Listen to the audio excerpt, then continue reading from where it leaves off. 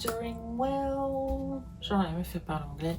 Bref, c'est juste parce que je viens d'avoir un cours d'anglais avec une Canadian teacher. Anyway, never mind.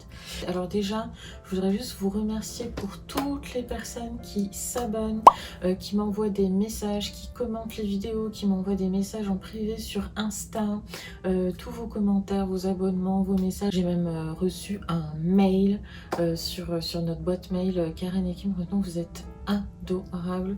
Vraiment, merci beaucoup.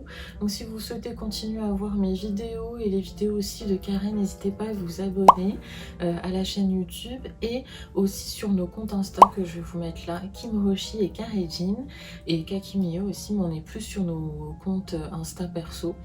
Dans cette vidéo là, je vais vous dire comment moi j'ai trouvé mon travail à Montréal en 2 semaines. Dès que j'ai eu mon PVT, donc en février 2022, donc j'ai commencé directement à chercher du travail en étant en France. Et en fait, ça fonctionnait pas du tout parce qu'en fait, les entreprises, elles étaient vraiment réticentes à prendre quelqu'un de l'étranger parce que potentiellement, ça allait prendre du temps ensuite pour que j'arrive et que je commence et que je sois disponible au final pour commencer à travailler et à prendre en charge mes fonctions sur place au Canada.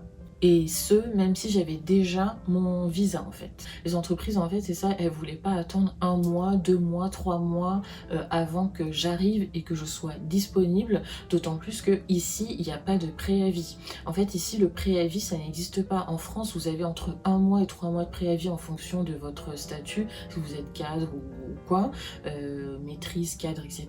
Mais ici, en vrai, en vérité, le préavis n'existe pas, c'est-à-dire que vous pouvez partir du jour au lendemain. Par contre, c'est vrai qu'il y a plutôt un délai de prévenance et c'est assez usuel et dans les formes de prévenir 2 semaines votre employeur 2 semaines avant de partir, mais dans les faits, le préavis ça n'existe pas.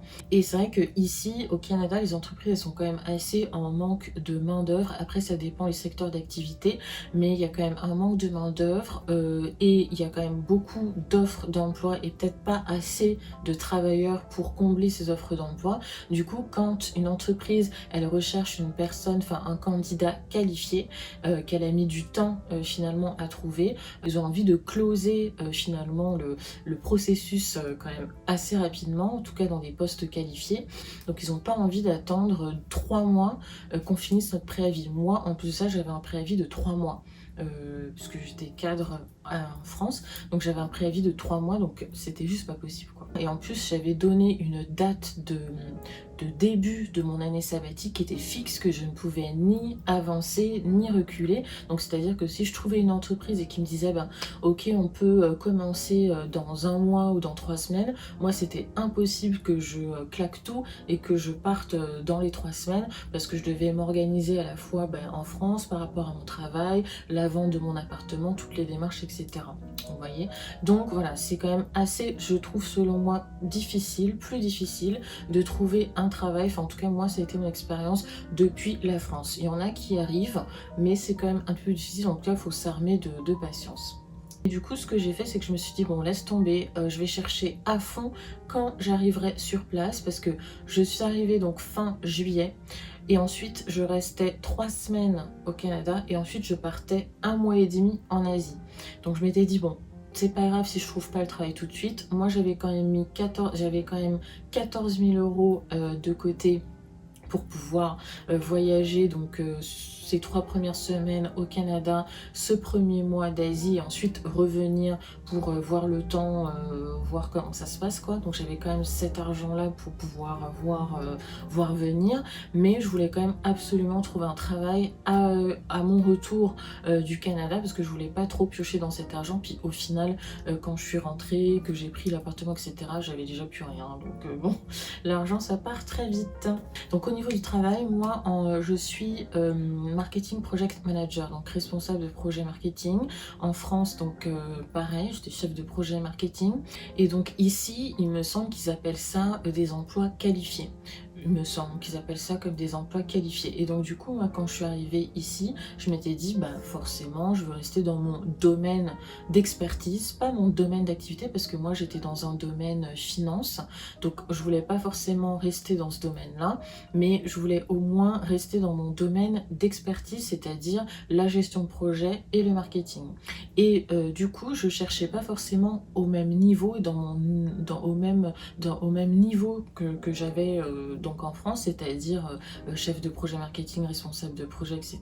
Je ne cherchais pas forcément le même niveau de compétences, mais au moins le même niveau d'expertise, c'est-à-dire gestion de projet et marketing. Ouais, parce que j'avais entendu en fait j'avais souvent entendu dans les vidéos YouTube que les gens disaient qu'il fallait au moins avoir une première expérience au Canada pour pouvoir travailler, commencer et avoir un travail plus qualifié. Du coup, les gens disaient qu'il fallait commencer par une première expérience et ne pas forcément être regardant sur son niveau de compétence et que potentiellement il fallait un peu baisser en compétence. Donc ça, j'avais retenu. Donc ce que je m'étais dit, c'est que ok, je vais rester, enfin moi je voulais quand même rester dans mon niveau, dans le même niveau d'expertise. Donc ce que j'ai fait, c'est que j'ai cherché donc des jobs qui étaient donc en gestion de projet et en marketing, mais un peu en dessous de mon niveau de compétence.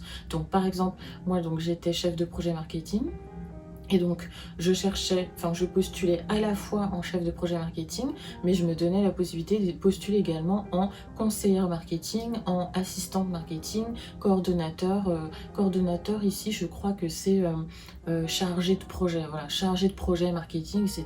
Voilà, je cherchais des postes qui étaient un tout petit peu en dessous de mon niveau pour me laisser le champ des possibles et la possibilité de trouver au moins une première expérience, mais toujours en marketing et en gestion de projet. Et j'étais pas non plus regardante, je m'en foutais un peu du domaine d'activité. C'était, voilà, que ce soit la finance, que ce soit n'importe, enfin, je sais pas, le transport, n'importe quoi. Moi, le domaine d'activité, peu importe. Ce que je voulais, c'est que ça reste en marketing et en gestion de projet, avec un petit niveau en dessous. Mais quand même, je me laissais la possibilité de postuler à des postes à mon niveau, parce que je m'étais dit, bah, on sait jamais. Et donc, les sites sur lesquels j'ai postulé, donc c'est Isarta, Indeed, LinkedIn et Grenier aux nouvelles. Donc il y en a 4.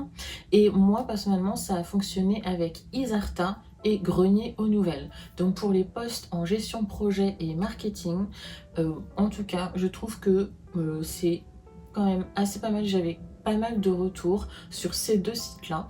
Moi, personnellement, LinkedIn, ça ne fonctionne pas du tout. Moi, j'aime pas du tout LinkedIn.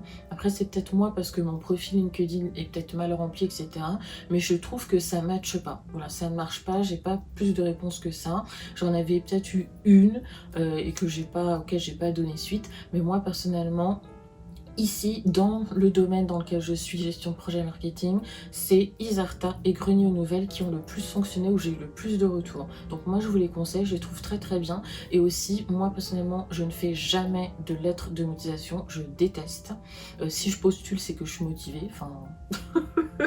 Donc du coup, je déteste, et je déteste postuler sur des sites où faut remplir des profils à rallonge, etc. Moi, tous les sites ou toutes les annonces sur lesquelles j'ai postulé où faut aller remplir des profils, où il fallait faire un profil avec un identifiant, un code, un truc sur le site de l'employeur ou quoi, ça n'a jamais fonctionné, j'ai jamais eu de retour et ça m'a plus saoulé qu'autre chose. Mais du coup, je bâcle parce que ça me saoule, ça prend 30 minutes, 40 minutes pour faire un profil. Non, alors que Isarta, Grenier aux nouvelles, t'envoies direct ton CV et la personne, elle regarde et elle lit, ça match, ok, on t'appelle. Vous voyez, moi j'aime bien les choses assez simples en recrutement et j'ai toujours fait comme ça, j'ai jamais eu de problème, j'ai jamais fait de la communication perso. Mais si vous voulez en faire, faites-en, il n'y a pas de souci, mais moi en tout cas j'en ai jamais fait. Et donc ensuite, moi je suis donc arrivée, comme je disais, fin juillet. Et donc je suis restée donc 3 semaines au Canada avant de partir en Asie. Et donc du coup j'ai commencé à postuler, on va dire, la première semaine d'août. Donc la première semaine j'ai eu 5 entretiens et la deuxième semaine j'ai eu 3 entretiens.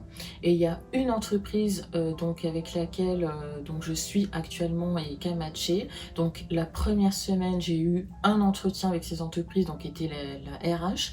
Et la deuxième semaine, j'ai eu un entretien avec donc la directrice marketing et un autre directeur avec lequel donc je devais travailler et que je travaille actuellement.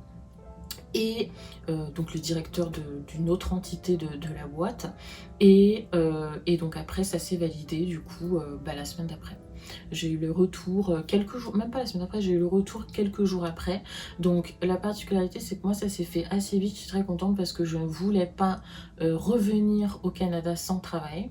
Et ça s'est fait très rapidement. En 2 semaines du coup, ça a été validé. Par contre, donc moi, ça a pris un petit peu plus de temps pour pour signer, parce que je négociais le salaire, les congés et les avantages du poste qu'il y a autour. Et ça, j'ai négocié quand j'étais à San Francisco. C'est-à-dire que j'étais partie de Montréal, j'ai fait une escale à San Francisco avant d'aller à Singapour. Et pendant mon escale à San Francisco, avant de prendre mon vol de 15 heures pour Singapour, j'ai la RH qui m'appelle pour me dire « c'est ok, c'est bon, on te veut dans l'équipe et tout ». Et je me suis dit « mais c'est ouf, je prends mon avion dans 30 minutes là pour Singapour et c'est bon, c'est validé, c'est trop bien ». Et pendant que j'étais à Singapour, du coup, pendant l'escale, j'étais en train de négocier un peu le salaire et puis les avantages et les congés.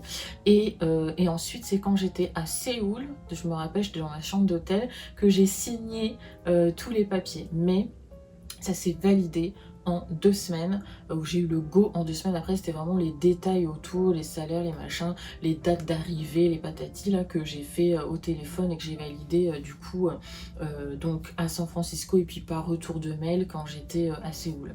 Donc voilà, je trouve que, enfin voilà, moi j'ai quand même eu beaucoup de chance parce que j'ai pas tant galéré que ça, mais j'ai pas tant galéré parce que je sais que j'ai vu des personnes qui ont trouvé leur travail en 3 mois, 6 mois, donc je sais que voilà, il y a des personnes qui galèrent un petit peu et qui ont un peu du mal, mais moi en tout cas mon conseil c'est de chercher, soit il y a 2 choses, soit vous commencez par un travail qui est dit entre guillemets non qualifié, enfin en tout cas plus usuel ou alimentaire pour commencer quelque part et commencer à avoir un revenu, enfin ouais, un revenu en fait et une rentrée d'argent, soit vous souhaitez rester dans votre domaine d'expertise et dans ces cas-là, il faut juste baisser un petit peu d'un niveau et vous pourrez changer de travail après dans les mois qui suivent, même vous continuez à postuler et vous pourrez changer 2, 3 mois, 4 mois, 6 mois après. Moi c'est ce que j'ai fait, enfin j'ai pas changé mais j'ai évolué du coup.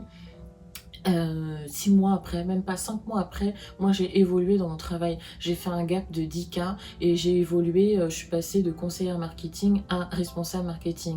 Donc vous voyez, c'est dès que vous avez la première expérience, vous commencez dans votre domaine d'expertise. Si vous restez dans votre domaine d'expertise, vous commencez un tout petit peu en dessous et ensuite vous pourrez changer quelques mois après parce que comme je vous l'ai dit, vous pouvez changer tout de suite ici. Donc c'est assez cool. Moi en tout cas c'est le conseil que je vous donne. Et aussi dernier conseil, c'est de bien négocier votre salaire et les congés. Parce que les congés, c'est pas comme en France. Hein. En France, vous avez 5 semaines de congés payés minimum normalement pour tout emploi, il me semble. Et ici, c'est 2 semaines. Enfin, 2 semaines qui correspondent à 10 jours si on enlève les week-ends là. Donc c'est 10 jours de congés / 2 semaines.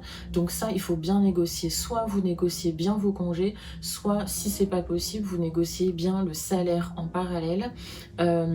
Et un petit tips pour le salaire, ce qu'il faut faire, c'est, enfin selon moi c'est comme ça que je fais. Je calcule pour que tout ce qui est facture dans le dur, c'est-à-dire que je dois payer tous les mois obligatoirement, voilà, j'ai pas le choix, c'est-à-dire le loyer, l'assurance habitation, le téléphone, EDF, enfin EDF, électricité, c'est pas EDF ici, électricité, etc., etc. Ce que je dois absolument payer, c'est mandatory, ça, je le calcule et du coup je fais en sorte que ça, imaginons c'est 1500 €, je considère qu'il faut que j'ai au moins la moitié de plus pour pouvoir vivre pour le reste, c'est-à-dire les courses, les sorties, les fringues, les voyages, etc. Donc en gros, si tout ça me coûte 1500 €, mes factures, le loyer, etc., il faut que j'ai 1500 € de plus pour pouvoir faire le reste. Moi, ça c'est la base et le minimum, c'est comme ça que je calcule pour avoir un minimum de salaire convenable. Vous voyez? Donc c'est ma base. Et ensuite, pour vérifier que je suis pas trop au-dessus ou pas trop en dessous, je regarde sur internet la moyenne des salaires du travail que je vise.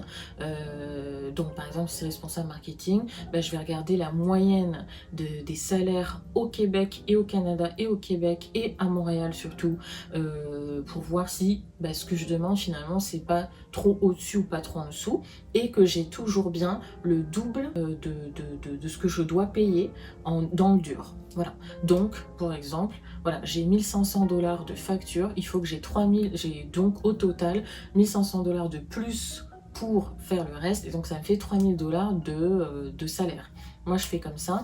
Ensuite je vérifie sur internet si je suis bien dans la moyenne, et si c'est pas le cas, ben, j'augmente un peu pour être un peu au-dessus ou légèrement à la moyenne. Il faut que je sois au moins à la moyenne ou voire un peu au-dessus. Voilà. Et ensuite, ben, si c'est possible, mais normalement, ben, comme vous commencez un travail, vous ne le savez pas, c'est bien de savoir à peu près par rapport aux collègues, comment ils sont positionnés, parce que pareil, une entreprise, en fonction de l'entreprise, l'entreprise elle peut payer plus ou moins que le marché, donc elle peut être en dessous du marché, plus que le marché, etc. Donc c'est bien de savoir si vos collègues qui ont le même niveau d'ancienneté ou à peu près le même âge, etc., comment ils sont positionnés, comme ça vous permet de savoir, mais quand vous commencez, vous ne savez pas. Donc du coup, moi c'est comme ça que je fais, voilà.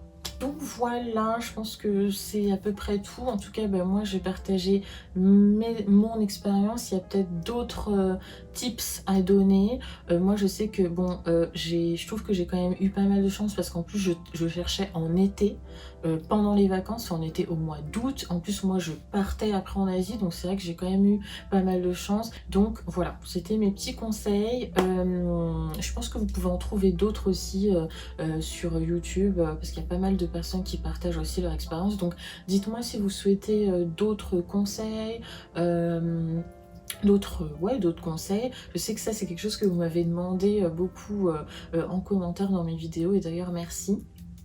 Voilà, annyeong.